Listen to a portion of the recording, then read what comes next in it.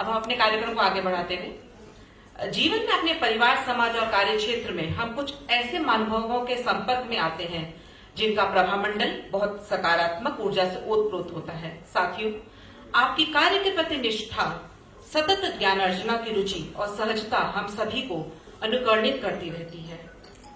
जी, हम अपने chief guest Gopal Krishna Agarwal जी के बारे में बता रहे हैं।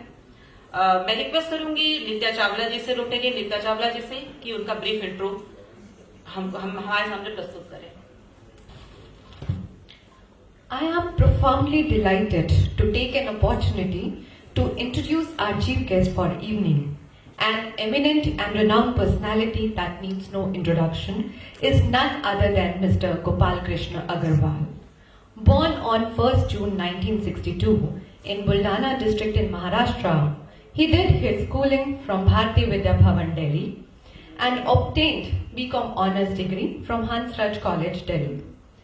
After graduating from Delhi University, he became a chartered accountant in 1990. Shri Gopal Krishna Agarwal is the national spokesperson of Bharatiya Janata Party Economic Affairs. He is a fellow member of Institute of Chartered Accountant of India. He is an economic thinker and writes extensively for the newspapers, financial journals, and delivers lectures in seminars and conferences. He is a trustee and a treasurer of India Policy Foundation.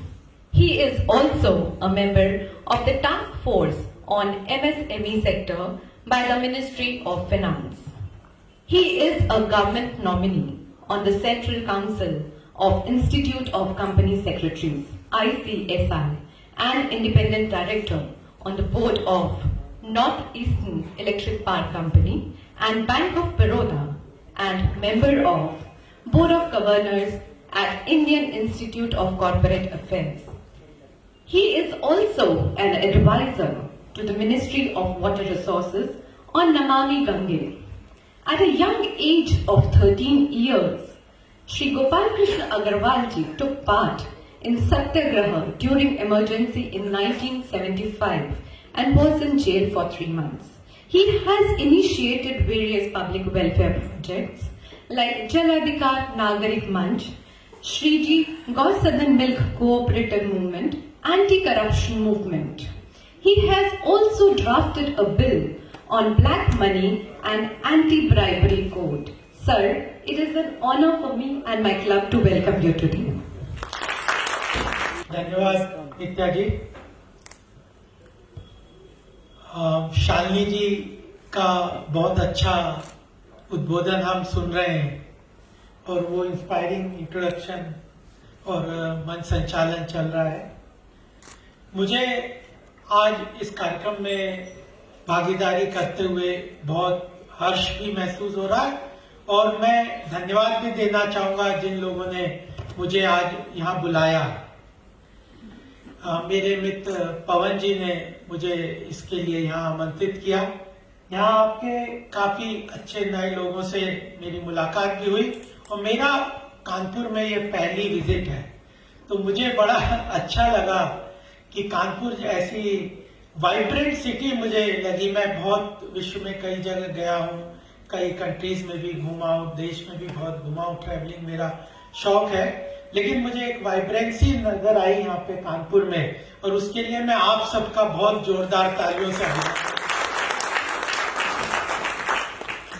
Amit Gupta ji की जितनी energy आज मैंने देखी, सवेरे से मैं उनके साथ हूँ, अलग अलग कार्यक्रमों में जैसे सोच होनी चाहिए, जैसे उन कार्यक्रमों को आगे ले जाना चाहिए, जैसे लोगों को जोड़ के लॉन्ग टर्म सोच के साथ इम्पैक्टफुल कार्यक्रम अगर करना चाहिए।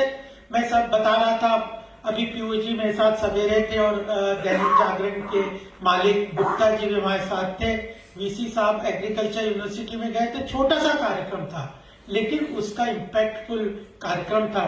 तो अमित जी का भी बहुत अभिनंदन है कि ऐसे सोच के ये कार्यक्रम वो करते हैं और मुझे भी यहाँ बुलाया। आप सबने आज देखा शाम को कितना अच्छा कार्यक्रम यहाँ रहा और बहुत चीज मैंने सीखी है यहाँ से। मुकेश सिंघल जी से यहाँ पे मंच पे हैं, ललेश सक्सेना जी को हम लोगों ने सुना, अपने दिनेश जी का इतना प्रभावशाली वक्तव्य हमें मिला, राजेश जी का हम वक्तव्य सुनेंगे और श्रीवास्तव जी और फिर पूजा जी, यहाँ पे उपस्थित सारे मित्र। और यहाँ पे सबसे ज्यादा मैं बधाई उन दोनों लोगों को देना चाहता हूँ जिन लोगों ने स्टार्टअप इकोसिस्टम में अपने प्रेजेंटेशन यहाँ किए। Young minds, dynamic minds with will power और कुछ जीवन में अचीव करने का उनके अंदर जो संकल्प मैंने देखा, उसका भी मैं अभिनंदन करना चाहता हूं, उनको बधाई देना चाहता हूं। इतिहास में हमने बहुत लोगों को सुना होगा, पढ़ा होगा, ऑटोबायोग्राफीज भी मैं पढ़ता हूं, तो मैंने देखा है कि जो यंग एज में जिन लोगों ने अपने गोल को तय कर लिया और उसको गोल को प्राप्त करने के लिए डिसाइड करते हुए संकल्प ले लिया, तो विल पावर के कारण बहुत सारी चीजें अचीव कर सकते। तो यंग माइंड्स को आज मैं उनका बहुत अभिनंदन करना चाहता हूं। देखिए, मैं बहुत लंबा नहीं बोलूंगा, काफी लोगों को हमने सुना, मैं कुछ बातें संक्षिप्त में आपके सामने रखूंगा। भारतीय जनता पार्टी के साथ मैं कई वर्षों से जुड़ा हुआ हूं, बहुत सारी चीजें मेरे इंट्रोडक्शन में बड़ी बताई गई, उसमें कुछ चीजें एक्स भी हो चुकी है, लेकिन मेरा गवर्नेंस में, मिनिस्ट्री ऑफ फाइनेंस में काफी काम करने का तजुर्बा है। पॉलिसी मेकिंग में गवर्नमेंट की क्या सोच होती है, गवर्नमेंट कैसे आगे बढ़ती है, किस तरह से गवर्नमेंट में चीजें पुश होती है, कहाँ पे बॉटलनेक्स होती है, तो उसमें सबसे महत्वपूर्ण बात होता है कि इंफॉर्मेशन हमारे पास सही होनी चाहिए।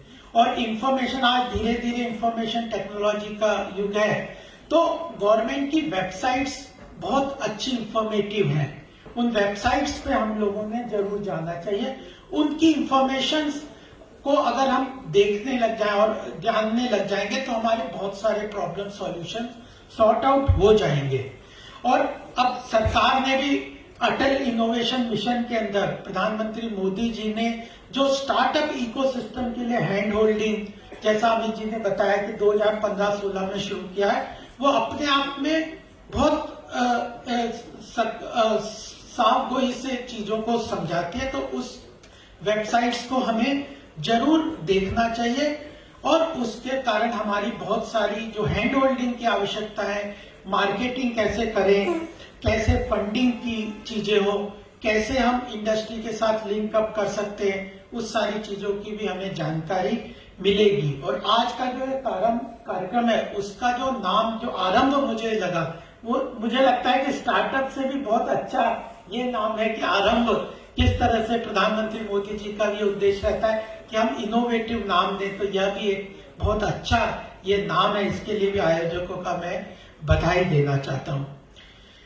मैं एक बात कहना चाहता हूं, एंटरप्रेन्योरशिप की भारत में पीछे कहीं ना कहीं उसमें एक लैक हमने देखा कि एम्प्लॉयमेंट को हम देखते हैं तो एंटरप्रेन्योरशिप और सेल्फ एम्प्लॉयमेंट को हमने देखा कि कहीं वो उतना उसको महत्व नहीं मिला। और इसके कारण हमारे जो युवा वर्ग है, जो हमारी शिक्षा की प्रणाली है, उसमें एंटरप्रेन्योरशिप और सेल्फ एम्प्लॉयमेंट कहीं बैक स्टेज पे चला गया। धीरे धीरे हमने प्रयास किया है और कई बार आप लेबर फोर्स पार्टिसिपेशन रेट और इन सब के इन चीजों को, सर्वेज वगैरह को देखेंगे तो वहां पे यह तक आ गया कि एंटरप्रेन्योरशिप को एम्प्लॉयमेंट के अंतर्गत हम कैलकुलेट ही नहीं करते, उसको समाहित ही नहीं करते। कितनी बड़ी फैलेसी हमने अपने देश के युवाओं के साथ की है कि हम सेल्फ एम्प्लॉयमेंट, एंटरप्रेन्योरशिप को एम्प्लॉयमेंट के सर्वे के अंतर्गत भी नहीं लाते। और जब मैं स्पोक्स पर्सन हूं, कई बार हमें एम्प्लॉयमेंट के ऊपर चैलेंज होता है कि एम्प्लॉयमेंट जनरेशन नहीं किया, और हम जब बोलते हैं कि हमने एंटरप्रेन्योरशिप को बढ़ावा दिया, सेल्फ एम्प्लॉयमेंट को बढ़ावा दिया, तो लोग उसको एम्प्लॉयमेंट के अनुसार हमें चैलेंज करते कि वह नहीं है। तो हम लोग इस तरफ भी बहुत सरकार की तरफ से बढ़ावा दे रहे हैं कि एजुकेशन में स्किल डेवलपमेंट हो, एंटरप्रेन्योरशिप हो, सेल्फ एम्प्लॉयमेंट को हम सर्वेस के अंतर्गत ले और इसको युवा मस्तिष्क को एंटरप्रेन्योरशिप की तरफ बढ़ावा दें। इसके ऊपर प्रधानमंत्री जी का बहुत फोकस है।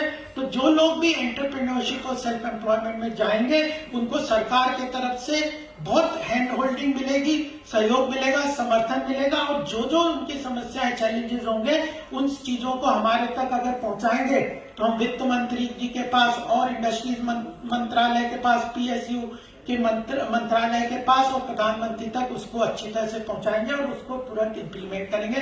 ये मैं आपको आश्वासन जरूर देता हूं। दूसरी बात जो मैं आपके सामने कहना चाहता हूं कि मैन्युफैक्चरिंग में अगर ग्रोथ वर्ल्ड में अगर आप देखेंगे, यूएस, चाइना, मैं कई जगह गया हूं और भी कई कंट्रीज में देखा है, मैन्युफैक्चरिंग सेक्टर से और वह भी एमएसएमई सेक्टर ने ग्रोथ को बहुत प्रोपेल किया है। यूएस की ग्रोथ की भी जो बहुत बड़ी जो एरिया है उसमें वेल्थ क्रिएशन में एमएसएमई सेक्टर ने बहुत बड़ा योगदान किया, मैन्युफैक्चरिंग सेक्टर ने योगदान किया। भारत में कहीं ना कहीं हम स्वतंत्रता के बाद मैन्युफैक्चरिंग सेक्टर की तरफ उतना फोकस नहीं कर पाए, फिर से हम उस चीज को कर रहे हैं, लेकिन मैन्युफैक्चरिंग सेक्टर, वो भी खासकर माइक्रो स्मॉल एमएसएमई सेक्टर का जो मल्टीप्लायर इंपैक्ट होता है कैपिटल का या लेबर का, तीन ही चीजें होती है फैक्टर्स ऑफ प्रोडक्शन में, लेबर या कैपिटल और तीसरा लैंड। लैंड को तो हम बढ़ा नहीं सकते, वो तो एक लिमिटेड है, लेकिन कैपिटल लिमिटेड होता है और लेबर भी होता है, उसका मल्टीप्लायर इफेक्ट मैन्युफैक्चरिंग का बहुत ज्यादा होता है। इसलिए मैन्युफैक्चरिंग में अगर हम ज्यादा फोकस करेंगे, कर भी रहे, तो हम तेजी से आगे बढ़ेंगे। और एक बात और मैं ये जो कहना चाहता हूं कि रामकृष्ण परमहंस की एक बात यहाँ पे उद्धृत करता हूँ कि यहाँ पे जो प्रैक्टिकली आप लोग यूज कर रहे हैं, तो ज्ञान की 3 लेवल होती है। उन्होंने, रामकृष्ण परमहंस ने स्वामी विवेकानंद जी को एक बार बोला था, एक छोटी सी घटना मैं आपके सामने रखूंगा, कि उन्होंने बोला ज्ञान की 3 लेवल है। एक है जिसने दूध को देखा है, दूध सफेद होता है, लिक्विड होता है, तरल पदार्थ है, एक की इंफॉर्मेशन नॉलेज इस लेवल की है। दूसरे नॉलेज की दूसरी लेवल होती है जिसको पता है कि दूध पीने से प्रोटीन मिलता है, फैट मिलता है और ताकत आती है, उसको उसके गुणों के बारे में जानकारी है। तीसरा ज्ञान की लेवल वो होती है जिसने उस दूध को पी के उसके लाभों को अपने जीवन में, शरीर में उतारा है और उसने उसमें शक्ति अर्जित की है, ज्ञान अर्जित किया है। तो यहाँ पे जो प्रैक्टिकली आप लोगों को ये प्लेटफॉर्म रोटरी क्लब ने ये महत्वपूर्ण, रोटरी मीन्स बिजनेस, और इस प्लेटफॉर्म के थ्रू जो टाई का, राजेश जी का जो प्रोजेक्ट है, इस तरह के इकोसिस्टम में प्रैक्टिकली आप लोगों को जो अनिल जी का यहाँ पे जो योगदान है, यूनिवर्सिटीज का जो कनेक्ट मिला है, तो उस तरीके से प्रैक्टिकली नॉलेज का ये तीसरा लेवल रहेगा जहां पे आप प्रैक्टिकली उस ज्ञान को अपने जीवन में अर्जित करके आगे बढ़ेंगे, तो आपको उसका बहुत ज्यादा लाभ मिलेगा। और स्टार्टअप इकोसिस्टम में सरकार के बहुत सारे इनिशिएटिव, कई सीधे बातें की है। अटल इनोवेशन मिशन है, अटल इंक्यूबेशन सेंटर है, टिंकरिंग लैब में काफी सरकार ने आगे प्रोत्साहन किया, आगे बढ़े हुए यूनिवर्सिटीज को साथ में लेके चलते हैं। टैक्स बेनिफिट सरकार ने बहुत दिए स्टार्टअप के लिए। टैक्सेशन जो नॉर्मली पहले 30% था कॉर्पोरेट टैक्स को, उसको 15% कर दिया है। और भी कई बताया था कि जो सीड कैपिटल है उसको भी देते हैं। मार्केटिंग के लिए भी हैंड होल्डिंग भी सरकार करने को तैयार है, मार्केटिंग सपोर्ट भी देने के लिए तैयार है। एक चीज है यहाँ पे आप लोगों के लिए, एक मैं बैंक ऑफ बड़ौदा के बोर्ड पे भी रहा हूँ, हमने भी हैकेथॉन करके एक इनिशिएटिव बैंक ऑफ बड़ौदा में लिया था। एक बार प्रधानमंत्री जी ने भी सारे पीएसयूज, और भी मैं पीएसयूज में गवर्नमेंट नॉमिनी के रूप में रहा हूँ, एक बार विज्ञान भवन में प्रधानमंत्री मोदी जी ने एक पीएसयूज, जितने भी पीएसयूज हैं, लगभग 300-350 पीएसयूज हैं, उनकी एक कॉन्फ्रेंस की थी बोर्ड के लोगों की। और उसमें उन्होंने कहा था कि जो भी आपके प्रोसेसेस एंड प्रोडक्ट्स हैं, चैलेंजेस के रूप में पीएसयूज के सामने हैं, उन प्रोसेसेस एंड प्रोडक्ट्स को आप अपनी वेबसाइट पे डालिए। और यूनिवर्सिटी वगैरह को जो ओपन वेबसाइट पे अगर आप उन प्रॉब्लम्स और प्रोसेसेस के चैलेंजेस को डालेंगे, तो यूनिवर्सिटीज और स्टूडेंट्स और ये अटल टिंकरिंग लैब और अटल इनोवेशन लैब और इस तरह के जो इनिशिएटिव्स हैं, वहां पे वो लोग अगर उन प्रॉब्लम्स को देखेंगे और उनके सॉल्यूशंस को इजाद करेंगे, उन सॉल्यूशंस की तरफ बढ़ेंगे, तो वो पीएसयूज, बहुत सारे फंड है, इंडियन ऑयल कॉर्पोरेशन वगैरह के 500 करोड़ के फंड है, ऐसे कई कंपनीज के फंड हैं, उनके प्रॉब्लम्स उनकी वेबसाइट पे प्रधानमंत्री जी ने डालने को कहे, डाले भी हैं बहुत लोगों ने। हम लोगों को उनकी वेबसाइट देखनी चाहिए। उन प्रॉब्लम्स को देख के कैसे हम अपनी नॉलेज को, टेक्निकल नॉलेज को और अपने एक्सपीरियंस को, अपने एंटरप्रेन्योरशिप को उन प्रोडक्ट और उन प्रोसेसेस के चैलेंजेस को मीट आउट करके सॉल्यूशंस के रूप में अपने आइडियाज को इनोवेट करके उसमें डाल सकते हैं। तो वह पीएसयूज आप लोगों को उसके लिए फंडिंग भी करेगी। उसके बाद जब प्रोटोटाइप आप प्रोडक्ट डेवलप करेंगे, प्रोसेस डेवलप करेंगे, तो इनिशियली उसके लिए परचेज भी करेगी और उसके बाद आप लार्ज स्केल मार्केटिंग की तरफ जाएंगे तो उनकी जिम्मेदारी है कि वो पीएसयूज आपको हैंड होल्डिंग करके आगे बढ़ाए। तो जो आज यहाँ पे अभी एंटरप्रेन्योरशिप में और भी लोगों ने बताया कि आइडियाज हैं, आइडियाज के अंतर्गत उसको यानी बेसिकली स्टार्टअप का एक जो बेसिकली कॉन्सेप्ट है कि आपको सॉल्यूशंस की तरफ जाना है, सॉल्यूशंस, उन प्रॉब्लम्स के सॉल्यूशंस को बढ़ाना है। तो मुझे लगता है कि पीएसयूज के हैकेथॉन भी हर साल वो अरेंज करते हैं। तो पीएसयूज की वेबसाइट पे देख के, उनको देख के हमें एक अच्छा सॉल्यूशंस के रूप में साथ मिलेगा। इस चीज को हम लोगों ने आगे बढ़ाना चाहिए और उसमें हमारी सारी आइडियाज को इम्प्लीमेंट करने का मौका मिलेगा। दूसरा, प्रधानमंत्री जी स्टार्टअप में कहते हैं कि भारत में 140 करोड़ की हमारी जनसंख्या है और इसको सर्विसेज चाहिए। अब हम ओला को देखते हैं, उबर को देखते हैं, ओया को देखते हैं, जोमेटो को देखते हैं।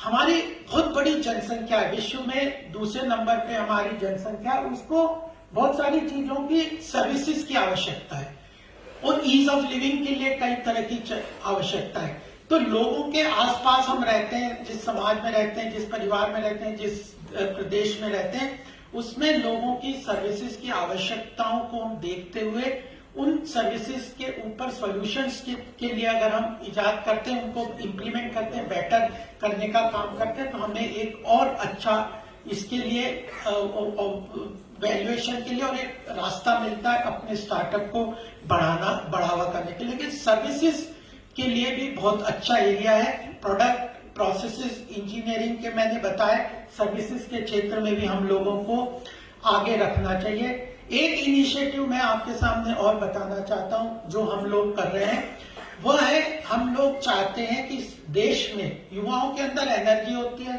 देश के लिए, समाज के लिए कुछ करने का ज़ील होती है।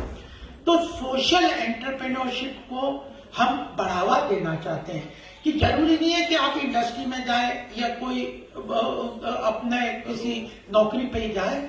आप सोशल एंटरप्रेन्योरशिप को अपने जीवन में अपनाए युवाओं के लिए। और सोशल एंटरप्रेन्योरशिप का डेफिनेशन है कि समाज में ऐसा काम करें जो समाज के लिए उसका लक्ष्य और उद्देश्य ये हो कि समाज के लिए बेनिफिट क्रिएट करे। और एक तो होता है बिजनेस कम्युनिटी से ही पैसा कमाए, और उसमें ऐसा नहीं है कि कई लोग सोचते हैं कि सोशल एंटरप्रेन्योर समाज में हम अच्छा काम करेंगे तो केवल समाज सेवा की बात है। हमारे आजीविका, अपने जीवन के लिए जो फाइनेंशियल रिक्वायरमेंट है उसको भी इंटीग्रेट करते हुए हम सोशल एंटरप्रेन्योरशिप को सरकार बढ़ावा देना चाहती है। और अभी सेबी ने एक कंसल्टेटिव पेपर भी हमने निकाला है मिनिस्ट्री ऑफ ये जो कॉमर्स है उनके साथ मिलके कि फाइनेंस के साथ मिलके सोशल स्टॉक एक्सचेंज, और हम जल्दी ही सोशल स्टॉक एक्सचेंज को लॉन्च करेंगे जिसके अंदर जो फंडिंग की रिक्वायरमेंट, चाहे क्लाउड फंडिंग है या अलग तरीके से, तो ऐसे सोशल एंटरप्रेन्योरशिप प्रोडक्ट जिन्होंने समाज में अच्छा काम कर सकते हैं उनके लिए फंडिंग का एक मैकेनिज्म, जैसे बड़ी बड़ी कंपनियां कैपिटल मार्केट को एक्सेस करती है उस तरह करके वेंचर कैपिटल को, तो सोशली बेनिफिशियल प्रोडक्ट्स को सरकार कैसे फंडिंग कर सकती है, एक इकोसिस्टम क्रिएट करने के लिए वह एक सोशल स्टॉक एक्सचेंज को भी सरकार कंसल्टेटिव पेपर तो ला चुके हैं, उसको भी लॉन्च करेगी। एक और बात मैं आपको, 2014 से मोदी जी के साथ हम लोग ने काफी काम किया है। जो चीज आपके लिए, स्टार्टअप के लिए बहुत महत्वपूर्ण तरीके से काम करते हैं, जिसको मैं कहता हूं मोदी नॉमिक्स की तरह से काम करते हैं, उसका एक पहलू आपको मैं बताता हूं। स्टार्टअप में जैसे कहा कि प्रॉब्लम्स को आइडेंटिफिकेशन बहुत जरूरी है, तो मोदी जी ने क्या कहा, ऐसा नहीं है कि देश में आर्थिक प्रगति नहीं हुई, देश के अंदर इकोनॉमिक डेवलपमेंट भी हुआ कि नहीं, बहुत सारा हुआ, लेकिन एक बहुत बड़ा वर्ग हमारे देश में उस आर्थिक प्रगति और विकास के साथ वंचित रह गया था। उसमें करप्शन भी था, लीकेजेस भी था, लेकिन एक उन्होंने महत्वपूर्ण काम किया कि प्रॉब्लम्स को आइडेंटिफाई किया। सबसे पहली बात उनके उसमें, चाहे वो जनधन अकाउंट की बात हो, शौचालय की बात हो, प्रॉब्लम्स को उन्होंने आइडेंटिफाई किया। दूसरा महत्वपूर्ण कदम उसमें था कि टेक्नोलॉजिकल सॉल्यूशंस को आइडेंटिफाई किया। अगर जनधन अकाउंट के द्वारा, डायरेक्ट बेनिफिट के द्वारा डायरेक्टली हम जनता को पैसा सोशल एंटरप्रेन्योरशिप स्कीम के साथ उनको दे सकते हैं, तो टेक्नोलॉजिकल सॉल्यूशंस हो, जैम हो, जो जनधन अकाउंट और मोबाइल ऐप और आधार कार्ड को लिख के डायरेक्ट बेनिफिट ट्रांसफर के साथ बहुत सारे इनिशिएटिव किए। मैं उस स्कीम उसमें नहीं जाऊंगा। जेम गवर्नमेंट ई मार्केट का टेक्नोलॉजिकल सॉल्यूशन लिया। मैं एमएसएमई कमेटी में था, तो हमने ट्वीट्स करके एक प्लेटफॉर्म, बिल डिस्काउंटिंग का टेक्नोलॉजिकल सॉल्यूशन हमने, मिस्टर कामत उस कमेटी के चेयरमैन थे, तब ये सजेस्ट किया था, जिसमें बैंक्स, नेशनल स्टॉक एक्सचेंज और मीडियम एंटरप्रेन्योरशिप को एक बिल डिस्काउंटिंग प्लेटफॉर्म को डेवलप करे। ऐसे टेक्नोलॉजिकल सॉल्यूशन बहुत सारे मैं गिना सकता हूं, अभी मैं ज्यादा नहीं जाऊंगा। तो टेक्नोलॉजिकल सॉल्यूशन उस प्रॉब्लम का क्या होगा उसको आइडेंटिफाई किया। और तीसरा महत्वपूर्ण कदम हम लोगों ने आगे भी इस को हम लेके जा रहे हैं, जो स्टेक होल्डर्स हैं।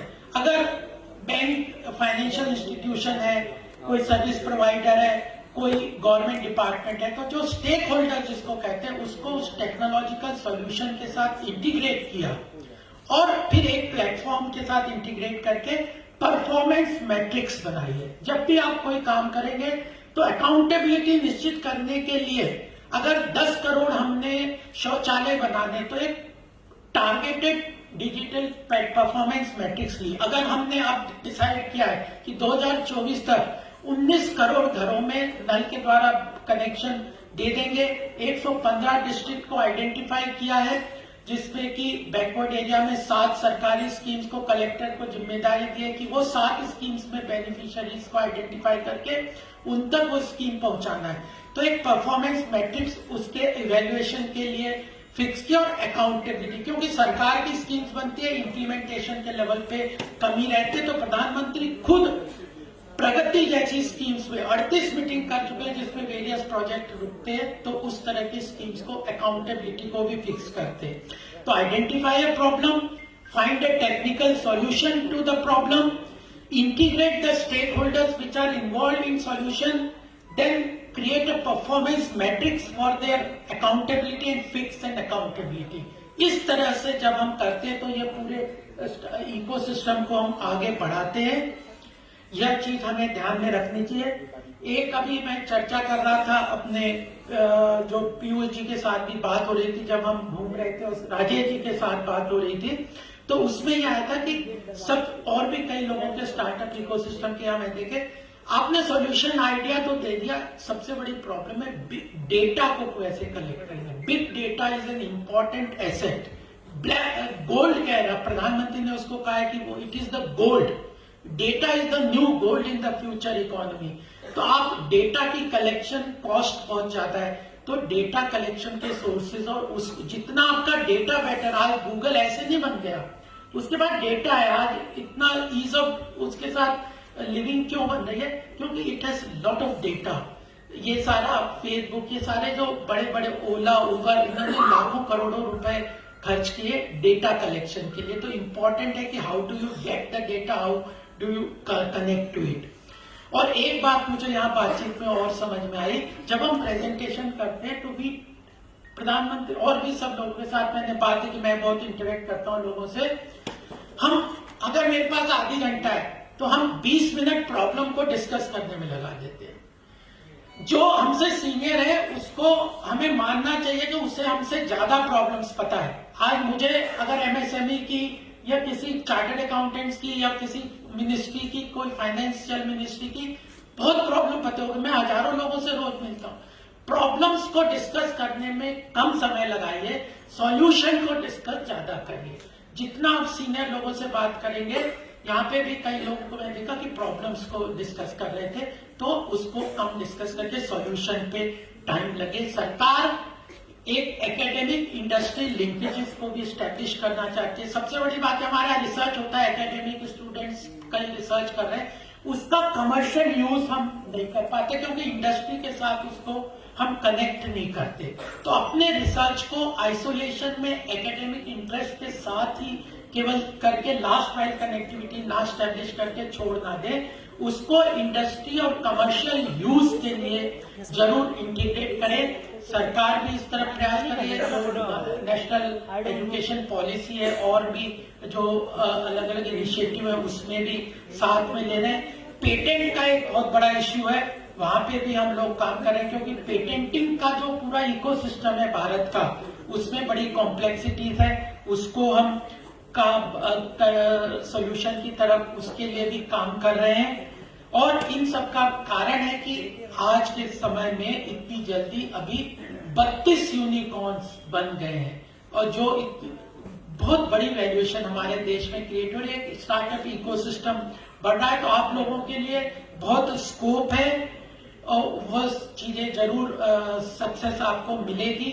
बहुत लोगों ने सक्सेस किए, ये जरूर याद रखना चाहिए कि बहुत फेलियर्स होती है। फेलियर अनसक्सेसफुल होने पे डिसहार्टेंड नहीं होना चाहिए। जब स्टार्टअप इकोसिस्टम में 90-95% से ज्यादा फेलियर्स होते हैं, लेकिन एक या दो भी सक्सेस होकर इतनी वैल्यूएशन क्रिएट करते हैं कि वह बहुत प्रयास होता है। तो इसलिए वेंचर कैपिटलिस्ट भी इस बात के लिए चिंता नहीं करते, जो फंडिंग भी करते वो भी इस बात की चिंता नहीं करते कि स्टार्टअप फेल होंगे। तो फेलियर बहुत ज्यादा डिसहार्टेंड नहीं होना चाहिए। और एक मैं आपके सामने एक लास्ट बात और कहना चाहूंगा कि आने वाले समय में कुछ जो है नए एरियाज हैं जिसपे सरकार बहुत काम कर रही है, वो है एक ब्लॉकचेन टेक्नोलॉजी के लिए। आजकल मैं इस पे काफी बोल रहा हूँ, काम कर रहा हूँ। क्रिप्टो करेंसी है, डिजिटल करेंसी है, पेमेंट गेटवेज है, बहुत सारे इनिशिएटिव्स हैं जिसमें बहुत सक्सेस। एपीआई है, वर्ल्ड में इस चीज को भारत को रिकॉग्नाइज कर रहे हैं फाइनेंशियल फिनटेक वगैरह में। तो इसमें ब्लॉकचेन टेक्नोलॉजी बड़ा यूज होगा। Future is the blockchain technology because cyber security, networking, internet वगैरह में सिक्योरिटी बहुत बड़ा इश्यू रहता है, प्रॉब्लम होता है। तो डिस्ट्रीब्यूटेड लेजर टेक्नोलॉजी को आप लोग जरूर पढ़ें और उसके अनुसार उसके जो इनिशिएटिव है या उसके नॉलेज को आप अपने प्रोसेस और प्रोडक्ट्स में जरूर इंक्लूड करें। And if your solutions, mostly your solutions will be technological driven, उसमें अगर ब्लॉकचेन टेक्नोलॉजी को आप इंटीग्रेट करेंगे, डिस्ट्रीब्यूटेड लेजर टेक्नोलॉजी को यूज करेंगे, तो बहुत अच्छी तरह से आने वाले समय में आप सक्सेसफुल होंगे। सरकार ने अभी एक नेशनल ब्लॉकचेन स्ट्रेटेजी बनाई है जिसमें सरकार बहुत सारे नीति आयोग, मैटी, कई जो सीडैक ऐसे सारे डिपार्टमेंट, 8-10 डिपार्टमेंट्स को इंटीग्रेट करके नेशनल ब्लॉकचेन स्ट्रेटेजी बनाई है जिसके ऊपर सरकार का आने वाले समय में हमारी सरकार का बड़ा फोकस है। इस चीज को आप पढ़िए, बहुत डिफिकल्ट नहीं है। उस चीज को कॉन्सेप्चुअली तो डिफिकल्ट नहीं है, लेकिन प्रैक्टिकली उस चीज को समझ के अपने सॉल्यूशंस में इंटीग्रेट करेंगे तो बहुत अच्छा रहेगा। और कई चेन्स हम बना लें, जैसे अभी हमने देखा पोस्ट कोविड में हेल्थ चेन का बड़ा सक्सेसफुली भारत इतना आज कोविन और आरोग्य सेतु जो 2 ऐप हैं वह अमेरिका में भी नहीं है, उनके अभी मैनुअल सर्टिफिकेट इश्यू होते हैं। भारत केवल अपना है कि कोविन में आप रजिस्टर कर लीजिए, आपको स्लॉट भी मिल जाएगा, वैक्सीनेशन भी हो जाएगा, आपको अलर्ट भी आ जाएगा और उसके बाद आप डिजिटल सर्टिफिकेट भी आप ऑटोमेटिकली रिलीज कर देंगे। तो ऐसे ही आरोग्य सेतु सरकार ने लिया। तो हेल्थ चेन, ब्लॉकचेन टेक्नोलॉजी में सरकार ये इनिशिएटिव ले रही है कि हेल्थ चेन बनाई जाए नेशनल लेवल पे, इंश्योरेंस चेन बनाए जाए, एजुकेशन चेन बनाए जाए, टूरिज्म चेन बनाया जाए। ये जो एग्रीगेटर हैं या ये जो आपके ये सारे जो ओला और उबर और ये सारे इनिशिएटिव, ये चेन टेक्नोलॉजी के साथ यूज करते हैं। तो इन सारी नेशनल चेन्स के अंतर्गत हम कैसे प्रोसेसेस को इंटीग्रेट कर देंगे, तो यह इस चीज को हम जरूर अपने साथ इंटीग्रेट करेंगे। तो मुझे लगता है आने वाले समय में हम आगे बढ़ेंगे। बहुत सारे इनिशिएटिव हैं जिनने काफी सक्सेसफुल किया है सरकार की स्कीम्स को। मैंने कुछ आपको बताया, आरोग्य सेतु, कोविन, ट्रीट्स, API payment gateways, DigiLocker बनाए, ऐसे कई इनिशिएटिव सरकार ले चुकी है। हम सब उनको समझ सकते हैं, पढ़ सकते हैं, और उनके इनिशिएटिव्स को पढ़ेंगे तो हम भी ऐसा कोई जरूर काम कर पाएंगे। Artificial intelligence will be a wealth creator for India आने वाले समय में। डिजाइन सेंटर्स भी सरकार का बहुत अच्छा एरिया है जहां पे इंडस्ट्रियल और टेक्नोलॉजी इंटरफेस क्रिएट कर सकते हैं, चाहे वो फैशन डिजाइन है, प्रोडक्ट डिजाइन है, जो यानी प्रोडक्ट डिजाइन एक तो फिजिकल डिजाइन होगा, एक कंप्यूटर डिजाइन वगैरह की चीजों को भी हम ले सकते हैं। तो मुझे लग रहा था कि कुछ बातें मैं आपके साथ शेयर करूं, और हरदम ऐसे मीटिंग्स, ऐसे डिस्कशंस, ऐसे इंटरेक्शन मेरे लिए तो एक लर्निंग एक्सपीरियंस ही रहता है। और मुझे ऐसे प्लेटफॉर्म से जो जानकारी मिलती है, मैं कोशिश करता हूँ कि सरकार के पास उस इंफॉर्मेशन को प्रोसेस करके, इंफॉर्मेशन केवल इंफॉर्मेशन अपने आप में, जैसे कहते हैं ना, मैं कुछ किताबें पीछे पढ़ता था, इंफॉर्मेशन ओवरलोड कई बार मुश्किल भी हो जाता है। तो we should process them and make it crisp and presentable to the person जिसको हम बता रहे हैं, उसको क्या इंटरेस्ट होगा, उसको समझ के उसके सामने रखेंगे तो हमें जरूर जीवन में सक्सेस मिलेगी। तो मुझे लगता है दृढ़ शक्ति और संकल्प के साथ यंग एज में जो अपने जीवन में लक्ष्य निर्धारित कर लेते हैं वह जरूर सक्सेसफुल होते हैं। और इतिहास में जितने भी सक्सेसफुल लोगों को आप देखेंगे, बायोग्राफीज पढ़ेंगे, ऑटोबायोग्राफीज पढ़ेंगे, तो उन्होंने यंग एज में संकल्प लिया है और वह उसको पूरा करने के लिए आगे बढ़े तो उन्हें जरूर सफलता मिलेगी। आज हमारे राष्ट्रपिता जो महात्मा गांधी जी का भी जयंती है और जो शास्त्री जी की भी जयंती है। इन लोगों ने भी अपने जीवन में बहुत कुछ दिशा निर्देश देश के प्रगति विकास के लिए किया है। ये सब डिटरमिन्ड लोग हैं, उन लोगों के कारण हम जरूर सक्सेस प्राप्त करते हैं। मैं रामायण से एक छोटी सी घटना आपके सामने बता के अपनी बात को समाप्त करूंगा कि 12 साल की उम्र में जब भगवान राम, जैसे संकल्प और विल पावर के बारे में मैं बताना चाहता हूं कि जब विश्वामित्र जी उनको दशरथ जी के पास से लेके गए जंगल में राक्षसों से लड़ने के लिए, जो कि दशरथ जी नहीं चाहते थे कि उनको भेजे, लेकिन फिर भी विश्वामित्र जी ने कहा कि नहीं, मैं संभाल ध्यान के साथ मैं इनको लेके जा रहा हूँ। जंगल में लेके गए और 12 साल की उम्र में थी तो उन्होंने जंगल में हड्डियों का बहुत बड़ा ढेर देखा। तो उन्होंने विश्वामित्र जी से पूछा कि ये हड्डियों का इतना बड़ा ढेर कैसे है। तो विश्वामित्र जी ने कहा कि ये जो राक्षस हैं वह लोग ब्राह्मणों को और उन लोगों को मार के उनकी हड्डियां इकट्ठी कर देते हैं। तो उन्होंने यह उसी वक्त प्रण किया, निश्चर हीन करम मई भुज उठाए प्रण की। तो जो 12 साल की उम्र में और उसके बाद रावण को मार के उन्होंने उसके लिए कितना जीवन में तकलीफ उठाई और उस लक्ष्य को पूरा प्राप्त किया। और वाल्मीकि रामायण में यह जरूर कहा है कि रामचंद्र जी अपने कर्मों के द्वारा उन्होंने ईश्वरत्व प्राप्त किया। तो विल पावर यंग एज में लेते हैं तो जरूर सक्सेस मिलती है। इसी शुभकामनाओं के साथ मैं आप सबका अभिनंदन। आज आपने ऐसी कई जानकारियां हम लोगों को दी जिससे हम वंचित थे। बहुत बहुत धन्यवाद आपका।